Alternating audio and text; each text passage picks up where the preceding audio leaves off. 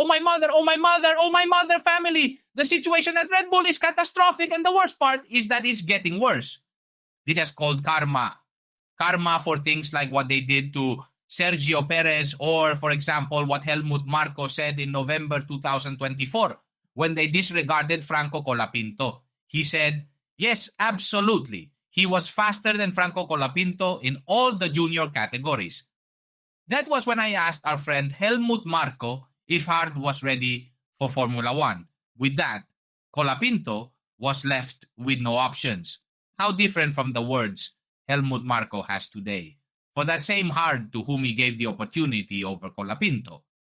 Marko described Hard's tearful display as shameful. Friends, if you think that's the only thing that's going to happen to Red Bull, you're completely mistaken, because we've been saying for a while about the clause the god Flores didn't mention, and we'll review it. Verstappen is already pointing somewhere else. They've asked him about McLaren. He's making moves and no longer answers that he doesn't want to leave. He knows perfectly well the problem Red Bull has, and I'm going to show it to you with telemetry, so Verstappen might very well have already decided he's leaving the team. Family, let's go with the Red Bull team's post-Australian Grand Prix, a catastrophe that's only growing.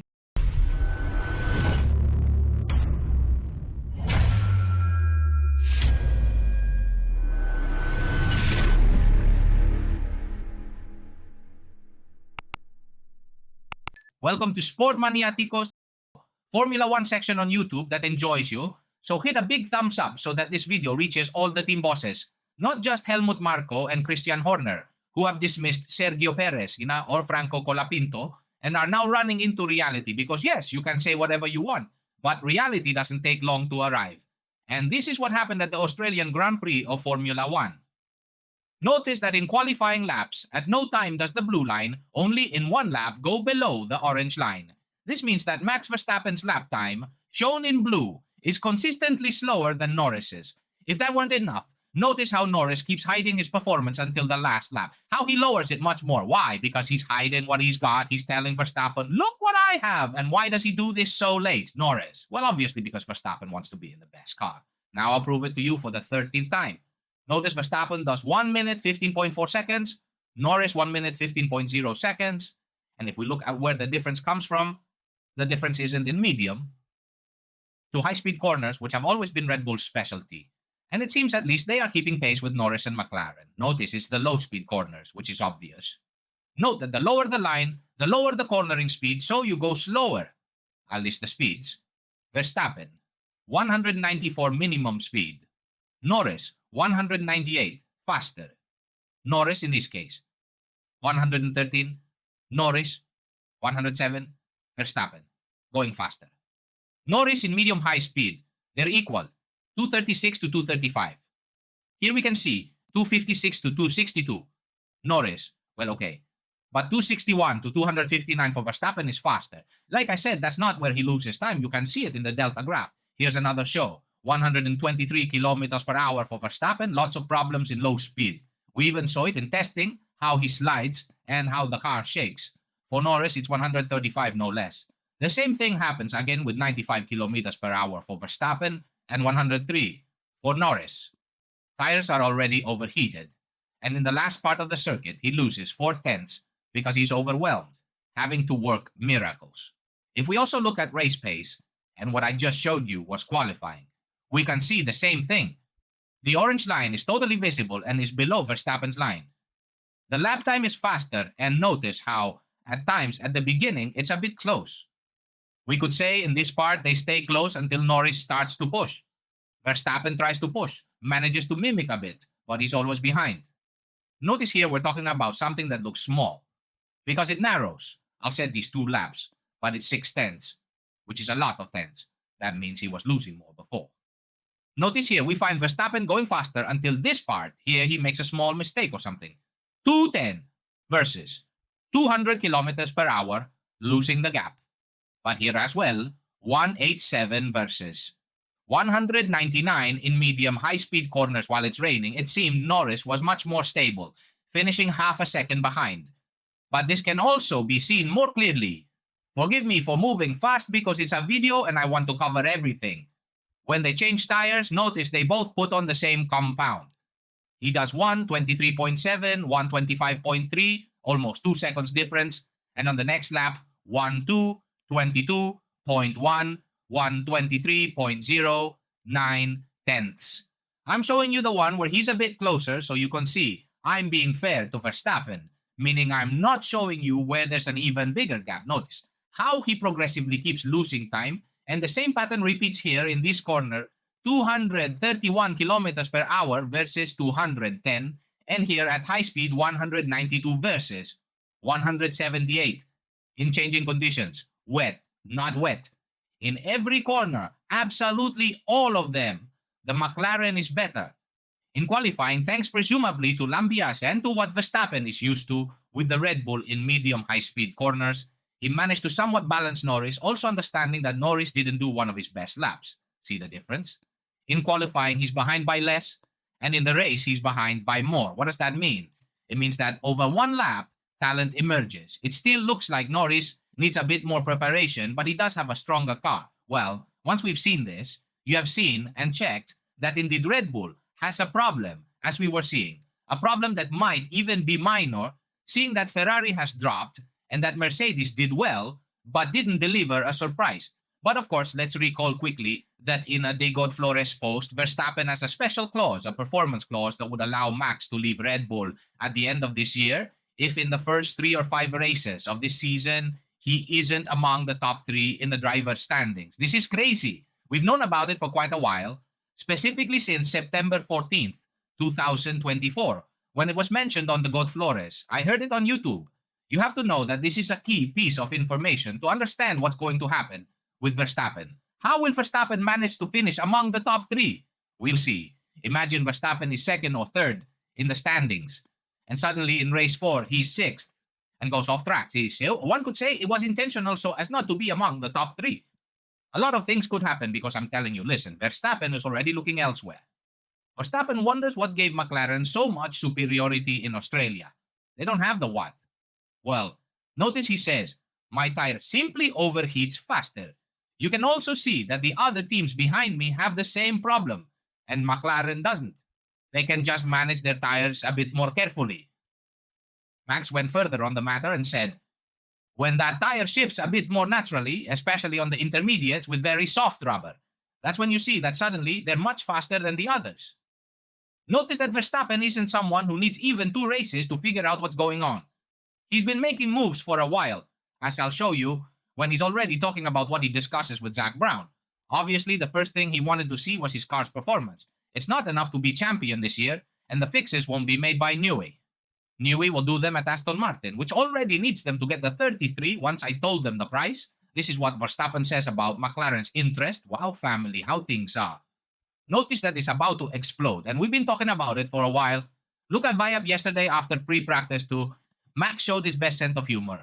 They asked him, did Zach Brown, McLaren boss, call you? The journalist asked, and he replied, me? No, answered Max. Recall that in theory they extended Piastri's contract a few days ago. They even made it official. We saw it in Formula One. Then the journalist said, so did he call your representative? Persisting. Max said, I think it didn't go very far. That's what Verstappen answered. Then when the question continued, well, did he speak with the representative? He then said, I think that when they found out the price, it ended. Then Marca.com tells you that the price is 65 million euros he's paid. Quickly, so we get a sense, it says Norris is on 20 million, Piastri is on 6, so combined, they're on 26 million. Verstappen earns 3 times that. There's a little problem, I believe, right? But what happens is that's just an excuse he's giving you, because if you go to the official source, motorsport.com, you can see that in this May 3rd, 2024 article, Verstappen said, performance, not money, will define my future. Max Verstappen, Red Bull World Champion, says that money won't be a differentiating factor for his plans amid persistent advances from Mercedes to secure his services. What do you mean, Mercedes, Alberto? Weren't you talking about McLaren?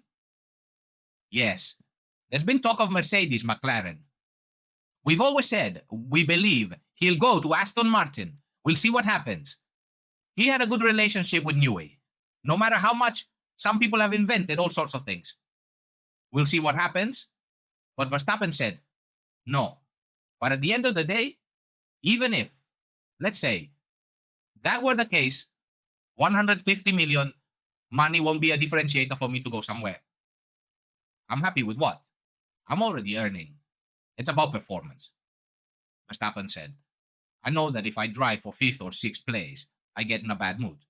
So in the end, it's always about performance. I mean, everyone knows it. So Toto Wolff also knows it. My future is at Red Bull at this moment. In other words, he wasn't confirming any future. Verstappen is being very clear, which you understand simply by following Formula One. So when asked if it seems strange that Toto Wolff kept publicly courting him as a possible Hamilton replacement, he replied, no, because I think everyone should be optimistic and hopeful about things. But at this moment, I can say that I want to stay with the team because I believe in the project we have with everyone involved. But in the end, in this sport and in life, you don't know what's going to happen in the future. Fine.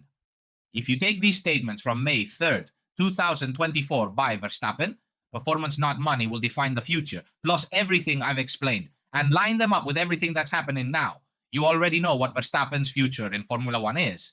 Furthermore, he's already letting himself be courted by McLaren. Why? Because they have the best car. Not exactly. He would go to McLaren, I guess, though. I don't know if before Aston Martin, because remember, 2026 is coming.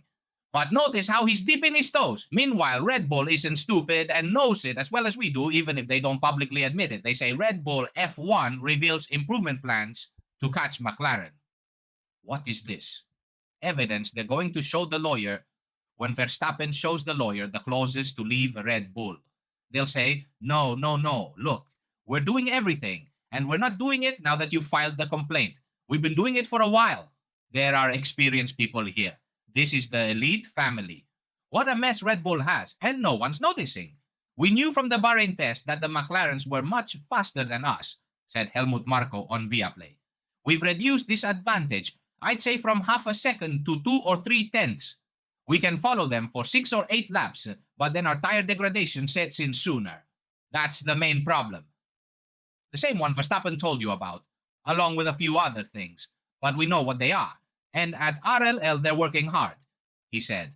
In 3 to 5 races, we hope to solve it so we can have a car at the same level as McLaren. Directly the trial evidence, well, about 3 to 5 races. Well, I'll show you again the God Flores post. If in those first 3 to 5 races of the season, he's not among the top 3 in the standings, he's gone, right? What did Helmut Marko tell you? Nailed it. Thanks, De Flores, for that, because we already knew it, but this confirms it all. That's the main problem, along with a few others. But in the end, we know that Red Bull is working on it. In 3 to 5 races, we hope to fix it to have a car at McLaren's level. He only needed to add the opening line from the God Flores streams to be more direct, because he couldn't have been clearer than that. So family, we already know Verstappen's destiny. I'm sorry if I spoiled the movie's ending for you. It's your choice, you sports fanatic. Then, what happens? On top of all that, there's the other evidence from the other side of the case, yes, Red Bull's boss Christian Horner, who's the one who doesn't want him to leave. If you didn't know, Helmut Marko is with Verstappen and wants to leave. That's why those comments. And now, here comes the other side of the lawsuit, the future lawsuit I'm making up because I'm crazy. But if it happens, you heard nothing. It was a coincidence. The Red Bull boss is optimistic, despite the gap to McLaren. It's a very solid start, he says. Fine, let's see what he'll say. Maybe that they're ahead, I guess? Horner, you won't show the judge this when you say, it's a solid start. This is the substitute for Checo Perez, friend. Not even that. This in qualifying, I think the judge shouldn't see it. And if that weren't enough, in the race it does this. My goodness, Horner. Indeed, it was solid. Solid was the Red Bull chassis not disintegrating from so much banging around. The head of the Austrian jewelry, as we say, has called this year marathon-like. He's also clear about how the single-seater will improve for 2025. I think the characteristics of this car are much calmer than the RB20. There aren't those unpleasant cracks that the RB20 had, so that gives us a good dynamic platform to develop the car over the course of the season, through all the different races we're going to run. This is quite a spectacle. Notice how Christian Horner wants to camouflage the situation when it's uncamouflageable. And Horner said that, yes, when you have a car. That's very well balanced. The entire world seems different. That's exactly what Verstappen is telling you. When they push and don't degrade, That means they have a better aerodynamic car. They wiped the floor with them. The advantage they had thanks to Newey, obviously, they've lost it. You can say what you want, but telemetry doesn't lie, and it's perfectly clear Verstappen was much slower. Anyway, if you like, I could show you Lawson, but just a bit, because he didn't last long, the one who's lasted the least. Look, here. He doesn't even appear, man. Lawson, 170. Okay, I'm telling you. And I'm not showing you Lawson's statements because I don't have room for more tabs to show you what's happening at Red Bull. But I'll remind you, Lawson said he came to make Red Bull champion in the Constructors' Championship. My goodness, man. My goodness, how the Formula One season has started. It's incredible.